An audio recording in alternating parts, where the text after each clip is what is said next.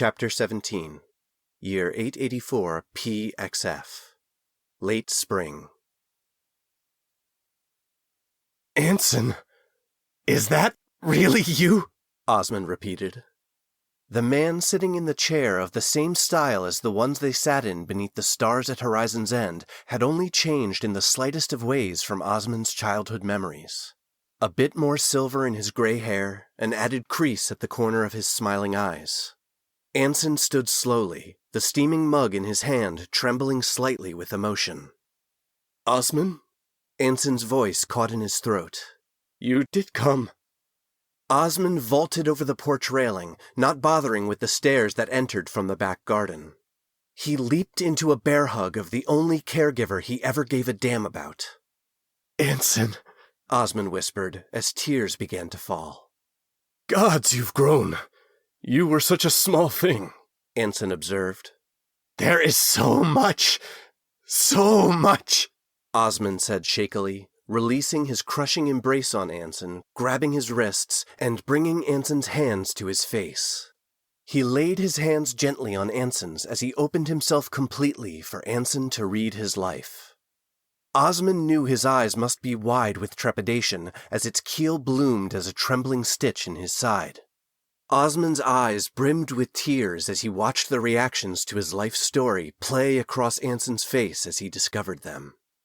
Osmond dreaded but also yearned for whatever judgment or acceptance might come. Tears began to fall from Anson's eyes. I am so sorry. I am so sorry. So very sorry. Anson wrapped his arms around Osmond, embracing him as tightly as Osmond had embraced him moments before. He moved a hand to the back of Osmond's head to pull it tighter. Relief and joy mixed with 30 years of pain and sorrow all poured out of Osmond onto Anson's shoulder. Anson stroked Osmond's head as he wept, fingers tangling in his mop of curls. His sobs began to fade, but he wasn't ready to relinquish the comfort of Anson's embrace. Anson then quietly started to speak. He said it would be terrible. All the things you would have to endure to make it this far. But I never imagined. Anson swallowed down the emotion that had choked his words, and continued. It would be so horrific. The words Anson spoke and had spoken earlier began to sink through the shock and swirl of Osmond's emotions. What? Osmond asked as he pulled away from Anson. I didn't want to leave, Osmond. Gods, please believe me, I wanted to stay.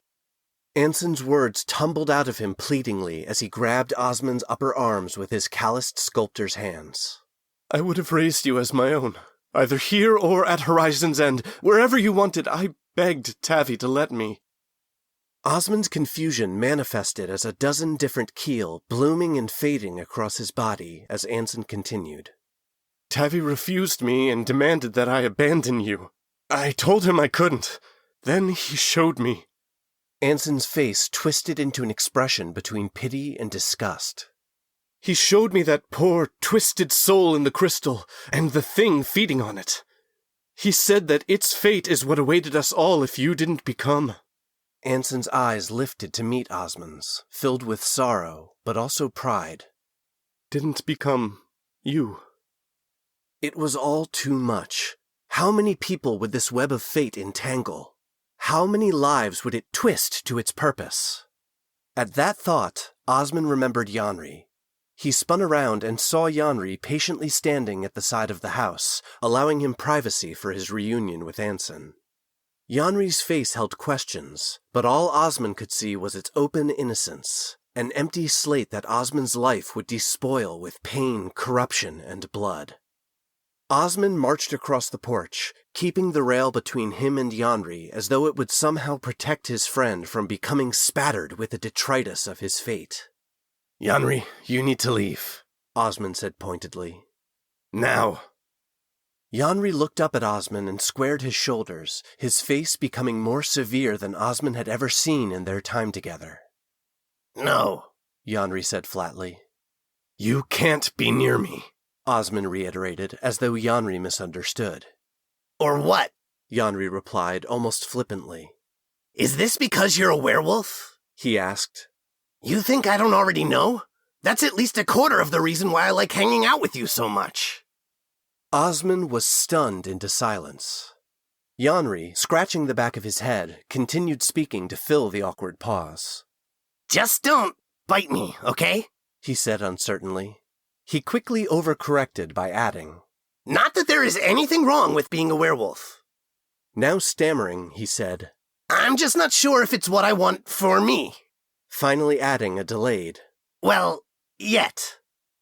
Osmond hadn't had time to plan in his rashness on how his dismissal of Yanri would go, but this surprised him to the extent he had to respond to it.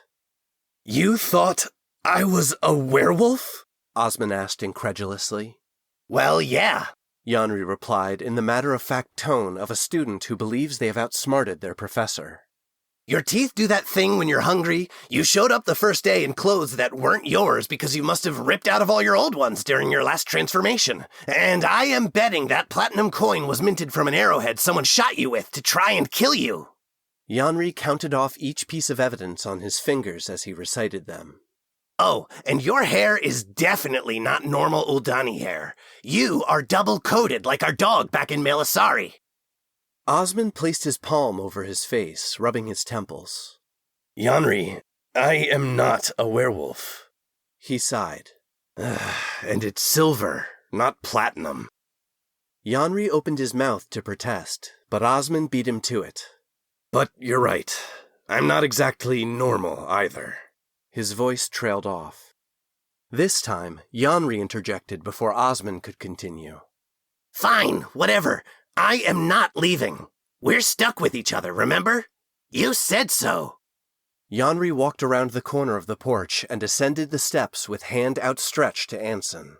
Sir, I'm Yanri, and I'm Osmond's friend. Whatever's going on, I'm sticking with him, come Hells or Icefell. Anson shook Yanri's hand. I'm Anson. Anson's my dad, Osmond said, turning to the two of them with a half-smile. Yanri dropped the handshake and immediately pulled Anson into a warm hug, pinning his arms to his side. It's nice to meet you, sir. Anson's eyes wildly searched for Osmond's. He does that. You'll get used to it, Osmond explained. Well, I guess we should get all the cards on the table. Is it okay to talk out here? He asked Anson. Yanri looked over his shoulder as he still hugged Anson. So I can stay? He asked Osmond. Do I have a choice? Osmond intoned blithely. Yanri looked at Anson. So, are you the werewolf then? Anson disentangled himself from Yanri as he answered Osmond. We shouldn't be disturbed. I have a few apprentices and students who drop by occasionally, but that's usually in the evenings. If people are looking for me, they usually find me at my studio in Warpwood Gnarl. And? Yanri asked leadingly. And no, I'm not a werewolf, Anson replied. I need to grab something from inside to help explain my part of things. Make yourself at home. Yanri flopped down in one of the low reclining wooden slat chairs. Osmond sat down beside him. So does this mean you can't bite me and turn me into a whatever you are too? The disappointment in Yanri's voice was palpable. Yanri, no, sighed Osmond. No, you can't, or no, you won't? Yanri probed. Seriously? Annoyance began to creep into Osmond's voice. No, I can't. That's not how it works. Anyway, you just said you didn't want me to bite you a second ago. But that was when I still thought you could, Yanri said dejectedly. Osmond couldn't stifle the laugh that crept up from a place deep inside that cherished Yanri for demanding to stay and being exactly who he was no matter the situation. Yanri's laughter joined his own as Osmond looked out off the porch to the area behind Anson's home. Osmond had been so focused on Anson and then Yanri that he had failed to register what lay beyond the porch. The area behind the house was filled with statues. Anson had carved them from living ironwood roots carefully grafted onto interwoven smaller branches extending from the huge one his home sat upon. The twisting, natural arches the roots naturally formed reached now for the sky instead of the earth, giving them a haunting familiarity. In some places, Anson had enhanced the root's inherent rough beauty by sanding and polishing them to a glossy finish. In others, he had only selectively pruned and trained them as they grew into the intertwining shapes he desired for them. The true highlight, however, was the fully realized carved figures and creatures that emerged and disappeared into the thick knots and intersections of the ironwood roots. Osmond remembered Anson's childhood lesson about sculpture being about perspective. These sculptures were the epitome of that, the foundations of their very city yearning for the freedom of the sky. In each far corner stood a masterwork rendered in full scale. The left sculpture depicted Anson in ironwood, with a hammer and wood chisel working on an unfinished sculpture behind him.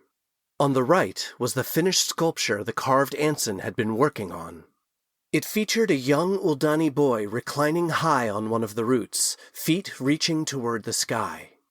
The tips of the branches above him had been polished down to their mineralized age rings, so they sparkled like stars. Osmond rose to his feet, blinking back tears. He began drifting down the stairs to get a closer look when the door behind him opened and Anson returned to the porch. Anson laid his hand on Osmond's opposite shoulder and stood close beside him. I never forgot you. Osmond laid his hand on top of Anson's, unable to find words to express his feelings. He turned, holding Anson's hand in place on his shoulder, and returned to the chairs. The three sat in a loose triangle around a central table. Yanri leaned forward and gave a light punch to Osmond's upper arm. He motioned to the statue of the little boy. You were a cute little guy. Sucks that you grew out of it. Yanri bit his tongue between his front teeth to emphasize the joke. Osmond rolled his eyes, and Anson cleared his throat. He laid his hand on an intricately carved box he had retrieved from inside. Anson suggested, Perhaps you should catch us both up with what has happened with you so far, and then I can fill in whatever gaps I can. Osmond took a deep breath and told them everything that had happened. From his leaving the Isles at 18, his time with Talon and Serena, his treason against the Empire and imprisonment, to Wilfred, the Guardian, and his becoming a soul channeler. It took him 2 hours to tell it all, trying his best not to miss any crucial details. Osmond finished, motioning to Yanri. And the rest you mostly know. I've been trying to find out any information about the Eurycean inception, reincarnation, or where my father went. I don't know how much more I can add, Anson admitted. Your father banished me from Horizon's End to return here to my home. 1.5 years later, he appeared here, having removed that thing feeding on the boy's soul. Anson continued sorrowfully. As you said, it was now feeding on him. Your father was weak and saving his magic for whatever test he needed to face. He required my assistance to traverse the forest, but I refused unless he told me more of what dark path he had set us all upon. Anson looked up at Osmond. He extorted my help with the promise that you and I would meet again. He could not say when, but it would be within this life. I could see in his eyes it was a lie, inasmuch as it was only his hope and not written in stone. Anson smiled and added, So, at least part of his scheming has borne fruit. We arrived at a portal of root and stone on the far side of Arbor Luminari. I wanted to enter with him, but he forbade it. I truly thought he would strike me if I tried. Anson sighed. He bade me to return to my home and wait. So I did. He looked first to Yanri and Osmond before continuing. I waited 5 years, instructing students and taking on apprentices. I wondered if Tavi had survived. And then this appeared. All their eyes settled on the beautifully carved wooden box. It is my work, without a doubt. And, from what you have just shared, it is meant for you. A saldrig, a mist owl, and a caribou were carved upon the lid. But I have no recollection of ever carving it. Osmond picked up the box, turning it over in his hands. He could find no seam, latch, or other indication of how to open it, or that it even could be opened. How does it work? Osmond asked Anson. I don't know. Anson took the box from Osmond. He pointed at the small details between the figures and hash marks of the bas-relief's shadowing. This is my artisan's cipher, another confirmation that it is indeed my work. It forms a message. When the time is nigh, your choice will come. Let years, nor fate, nor lifetime sway you. All are meaningless where earth meets flame. I can only assume that where earth meets flame is the Eurycean inception, Osmond surmised. But the rest, I can only guess. Anson and Osmond sat in silence, pondering the message. Yanri, after having been quiet for longer than Osmond could ever remember him being, finally spoke. Anson, can you take us to this portal? Osmond hoped the shock didn't show on his face. It was as good an idea as any. They certainly weren't getting anywhere sitting here on Anson's porch. Anson thought about it for a moment. I think I can get us back there. It is doubtful that we can follow the same path Tavi guided me on, but I know the general area where it is. Anson stood up. Let me gather a few things. We will need to spend the night in the forest, whether we leave now or in the morning, so we might as well get started. I have a few packs and travel cloaks you can borrow. That way you don't have to head back to Feldtree just to come back up here again tomorrow. Anson returned and left the door open so Osmond and Yanri could follow. Osmond got up and drifted through the open door with Yanri close behind. Inside revealed Anson's home to be a small one-room cottage. The thick walls were formed from living ironwood, with only a few deep-set windows providing only a dim light. It even took a moment for Osmond's Saldrig-enhanced eyes to adjust after stepping in from the bright, early afternoon light that bathed the porch.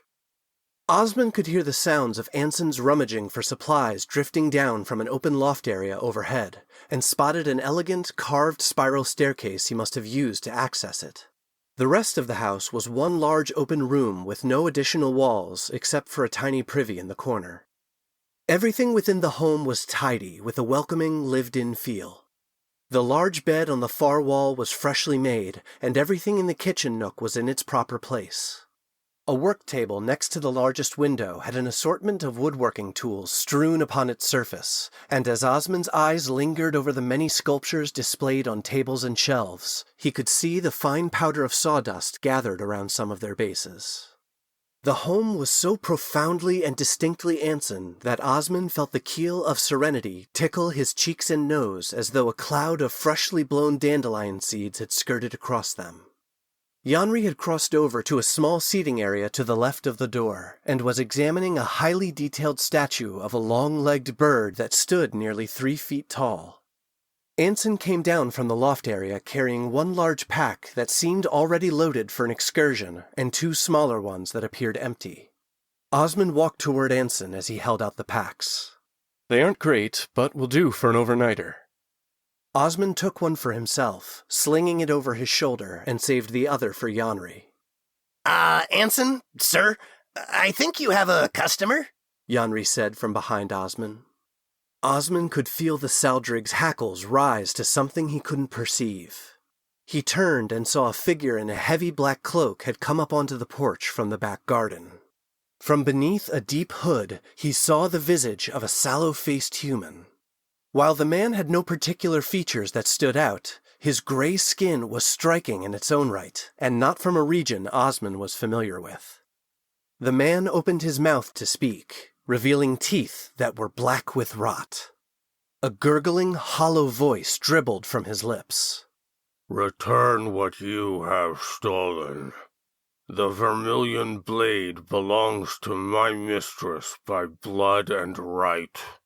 You have no claim to wield it." The Saldrig's voice growled accusingly in Osmond's mind. "You have allowed the she-serpent to stalk you unawares again. This creature is not what it seems." The stiletto from his boot was in Osmond's hand instantly as he stepped forward to confront the strange messenger. Before Osmond could speak or rebuke the accusation, the man lunged toward him, his gray hands outstretched toward his throat. Osmond's stiletto plunged deep into the man's chest, clear to the hilt. He could feel the man's rotten breath on his face as he crumpled over his outstretched arm. Thick, clotted blood, barely lukewarm, flowed over Osmond's hand. He yanked the stiletto out of the man as he collapsed to the floor. The body lay motionless, wholly covered and obscured by the black cloak. A chill ran up Osmond's spine as he looked over the body sprawled on the floor. Yanri had picked up the bird statue he had been admiring like a club. With a glance over his shoulder, Osmond saw that Anson had moved toward his work table, where a hand axe was hung on pegs beside the window.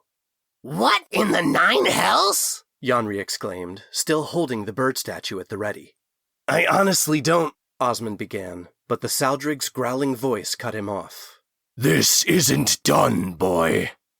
The black cape began to flap like it was being blown by a brisk breeze, and the hood flipped back off the fallen man's head. From within the hood, 2 glowing orange eyes peered out at Osmond.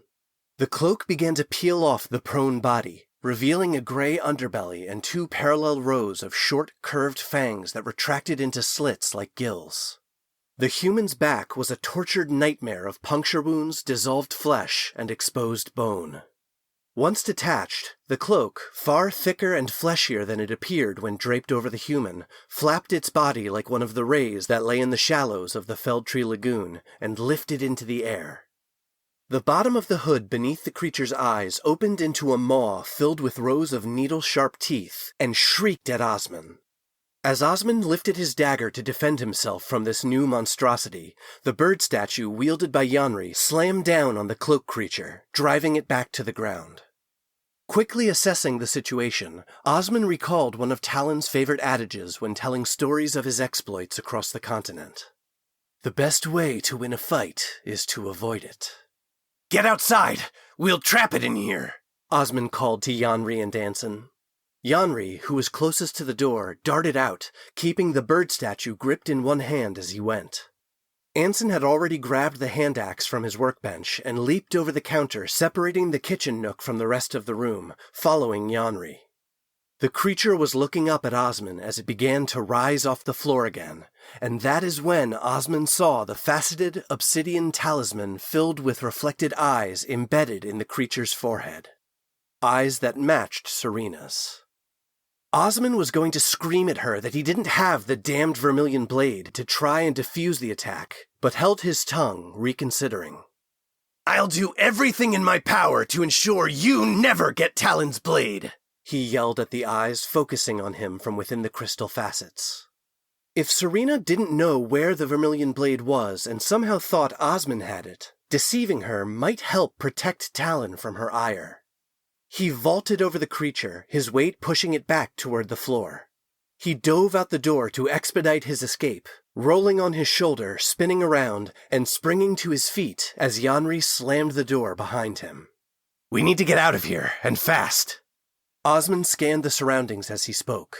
His eyes fell on a gap in the short garden wall between the 2 large statues of himself and Anson to the open sky beyond. Osmond reached into his waist pouch and handed Anson his Driftglide potion. He then looked to Yanri. Show him how we do it. Get as far down as you can before you drink it. Remember, this isn't over the lagoon, so don't hit any branches on the way down. You 2 think you're the first to take the friend's last walk?